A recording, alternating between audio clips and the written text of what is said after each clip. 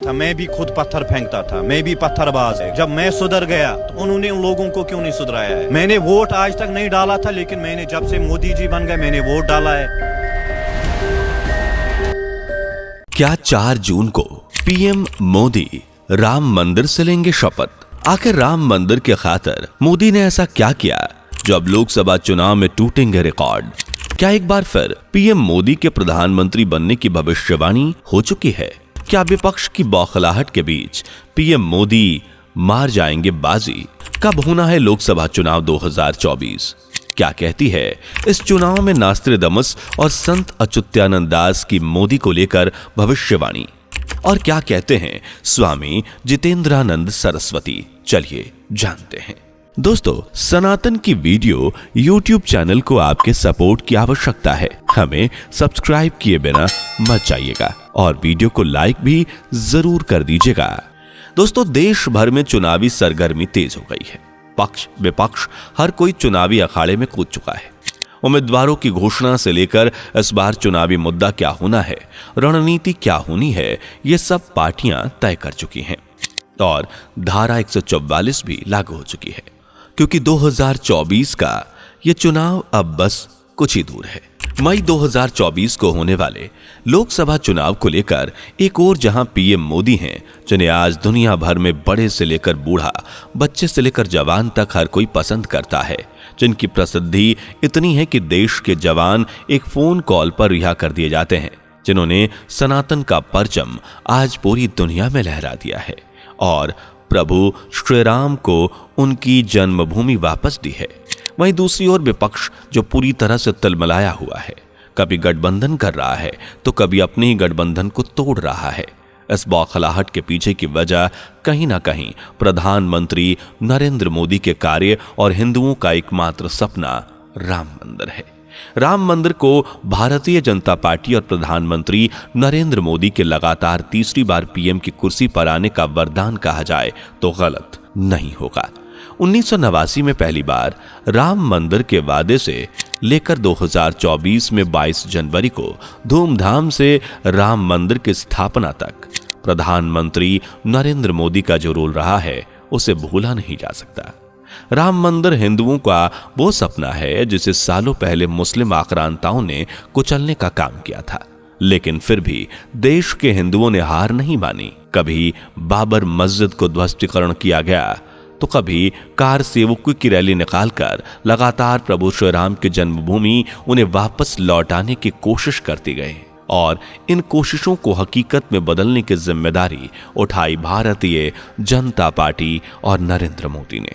1984 में सिर्फ 2 सीटें पाने वाली भाजपा ने 1989 में अपने घोषणा पत्र में राम मंदिर का वादा किया और 85 सीटें जीतकर इस वादे को पूरा करने में लग गई, जिसका सबसे बड़ा सबूत है 1990 में निकाली गई लाल कृष्ण आडवाणी की रथ यात्रा, जिसकी पूरी जिम्मेदारी नरेंद्र मोदी के कंधों पर थी और उन्होंने इस जिम्मेदारी को बखूबी निभाया।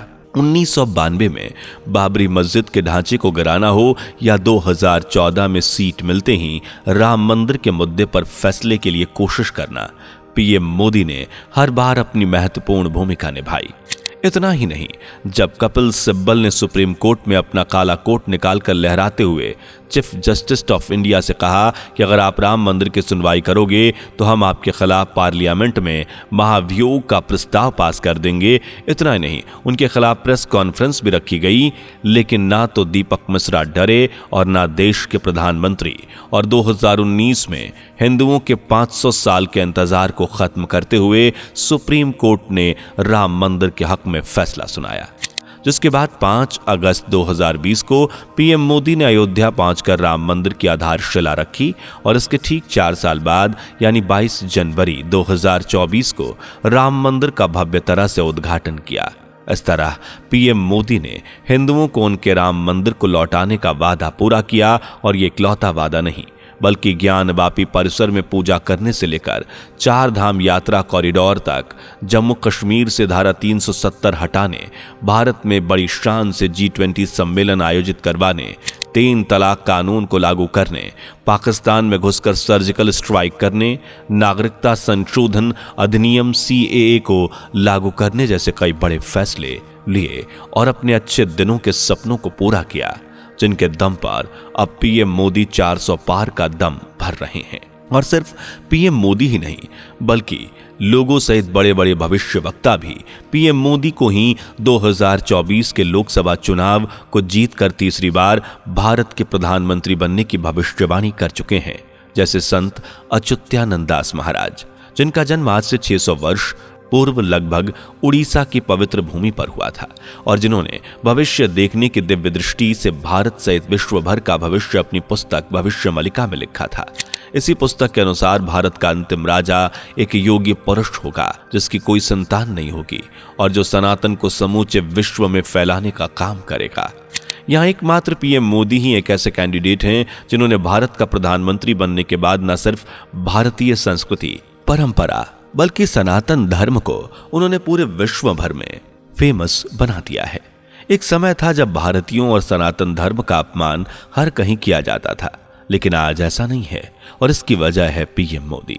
इस तरह फ्रेंच कम्युनिस्ट फ्रांसिस्को गुटेर भी पीएम मोदी के 2024 में चुनाव जीतने की भविष्यवाणी कर चुके हैं।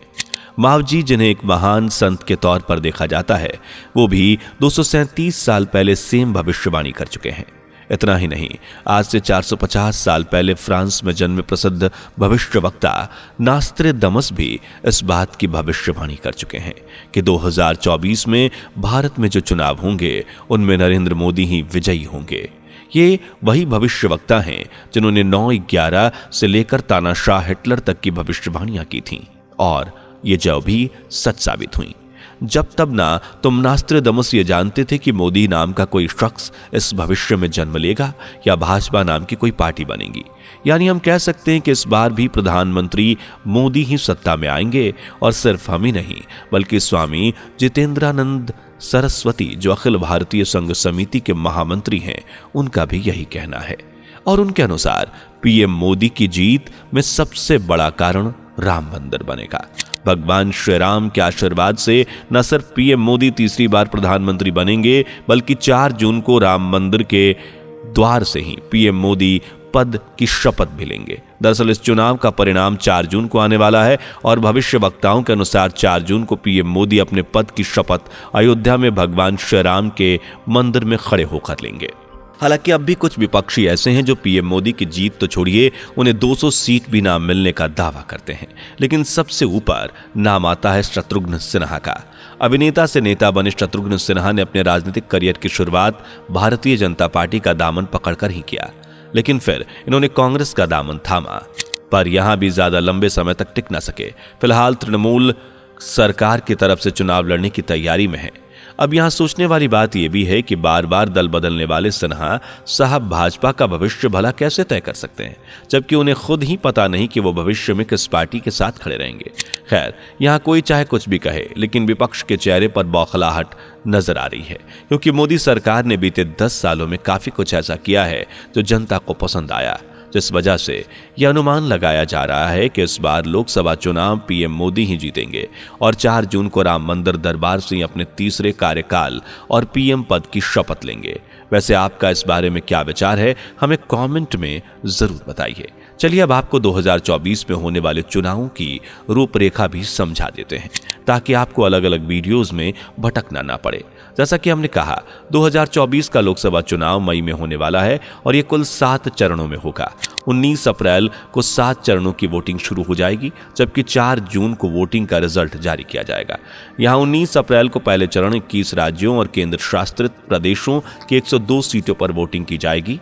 दूसरे चरण में 13 राज्यों की 89 सीटों, तीसरे चरण में 12 राज्यों की 94 सीटों, चौथे चरण में 10 राज्यों की 96 सीटों और 5वें चरण में 8 राज्यों की 49 सीटों और 6वें चरण में 7 राज्यों की 57 सीटों और 7वें चरण में 8 राज्यों की 57 सीटों पर वोटिंग की जाएगी। इस तरह 19 अप्रैल से शुरू होकर 1 जून को चुनाव खत्म होंगे और 4 जून को परिणाम आएगा।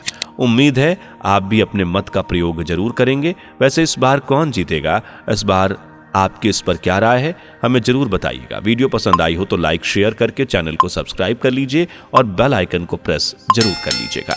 दोस्तों, आपकी स्क्रीन पर 2 और वीडियोस दिख रही हैं, जिसे देखने के लिए स्क्रीन पर क्लिक करें।